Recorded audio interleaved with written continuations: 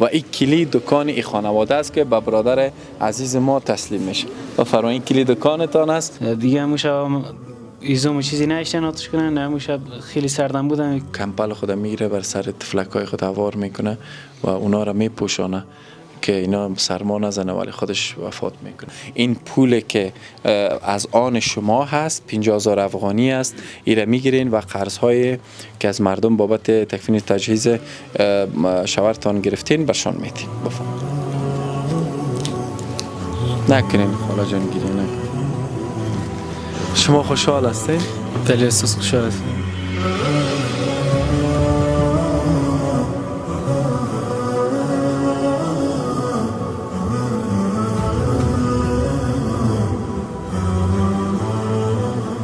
بسم الله الرحمن الرحیم. دوستان عزیز، خانواده است که البته پدر بزرگوار این الله متعال مغفرتشون کنه در اثر سردی هوا جان شیرین خود از داده بود. اما داستان در داور شب که مادر قصه کرد، کمپل میگیره برای فرزندان خود میگذاره و اونمو شب خودش از سردی تلف میشه. هیچ چیز نداره. این خانواده 50,000 قرضدار است و چیز بخاطر تجارت هم نداشتن که از اون طریق بتونه عیش عبادت زندگی خدا نکنن. ما یک سپرایز داریم به اینا. البته خیلی هم سپرایز نیست. از قبل املاشون امانگی کرده بودیم، دکان خودشون در این موقعیت انتخاب کردن، اجناس جابجا شده است. یک چیز دیگه ما اضافه کردیم، یک سری از موارد. و این کلید دکان این خانواده است که به برادر عزیز ما تسلیم میشه. بفرمایید کلید دکانتان است. دکان ما باز کردیم، شما میرین داخل با خانواده‌تان. بفرمایید.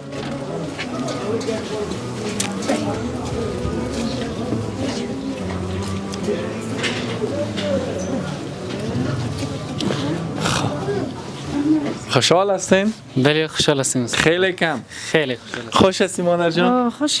خب من اینجا یک استاد شما. این دکانه که شما هست، آرد، روغن، برنج، چای، لوبیا، نخود، همه چیز است. مواد اجناس دیگه که شما بفروشین، خمیر مایه، مواد دیگه که انشالله میتونین از این طریق آشای باته کنین، حتی چاکلیت، شیرینی، چیزی که با مشکلات البته تقاضای مردم غور است. انشالله که دیگه تجربه تلخ زندگی شما چی نکنین، خاطری تلخ زندگی تجربه نکنین. الله متعال شوهرتان مغفرت کنه. امیل از احساستان چی است؟ چی فکر میکنین امی لحظه با خود؟ هم فکری چی دیم فکری که ولی با مردگان تا چی باز گیای نداشتیم بازال کن شما مسلمان نکن کردین باز خوب. خوش شدین؟ خوش. خب لالا تو بیا. خوش شدی قندولک؟ زیاد یا کم؟ این دکانک تو اینجا میایی باز؟ شما خوش شدین؟ بله خوش شدیم. خیر بینین. خیلی زیاد. خیر بشین. شما خوشحال هستین دیگه؟ زحمت کشین ما خوشحالیم. شما خاطر ما زحمت کشین ما خوشحالیم. خوش. و گفتین قرضدار هم هستین نه؟ چند؟ 50,000 قرض دارم هستیم. و او قرض به خاطر تکفین تجهیز شوهر بود نه؟ از مردم گرفته. بله، به خاطر اینکه روح شوهر اینا در آرامش باشه. رسول الله صلی الله علیه و آله از یک فردی که از دنیا رفته تمام گناهانش بخشیده میشه، الله متعال میشه و جز از دین قرضش بخشیده نمیشه. شما می لحظه این پول که از آن شما هست 50,000 افغانی است، ایره میگیرین و قرضهای که از مردم بابت تکفین تجهیز شوهرتان گرفتین برشان میدین. بفرمایید. نکنین خاله جان گیری نکنین. شما خوشحال هستین؟ بله احساس خوشحال هستیم. الله متعال مشکلات تمام خانواده را حل کنه. حتی 8 دقیقه چشمان اینا نیز است. الله متعال مشکلات همینا را حل کنه. خوشحال هستین شما؟ زیاد؟ شما خوشحال هستین؟ این دخترک قندولک دخترک است، اما کاری جا تمام نشده. یک کار میبریم بهشون جمپر و بوت و حتی دمو جای کمپلای خریدیم مادر جان به شما میدیم تسلیم داده میشه. شما خوشحال هستین؟ خیلی خوب. میریم دیگه مرحله بعد انشالله.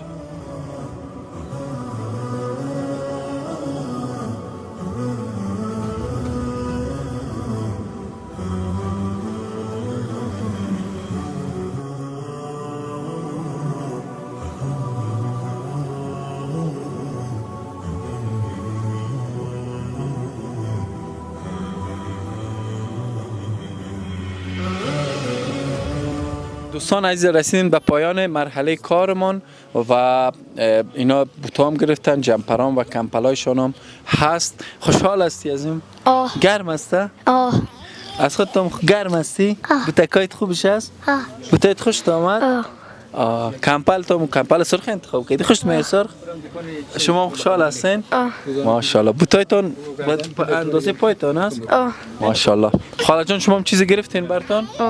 بوتایتان اندازه پایتان است؟ خب و یا به هر کدامتان یک دانه کمپل دوستان عزیز، ان شاءالله که ما امیدوار هستیم دکانه که به اینا ساخته شده از طریق مشکلاتشان حل شوه، از اون طریق آشه و اباطه کنن. چطور از جمپرتان خوب است؟ خوب است، خوب است. بوتایتان همه چیز خوب است. ان شاءالله شما تعهد میکنین که در دکان کار میکنین؟ بله. فامیلیتان سپورت میکنه؟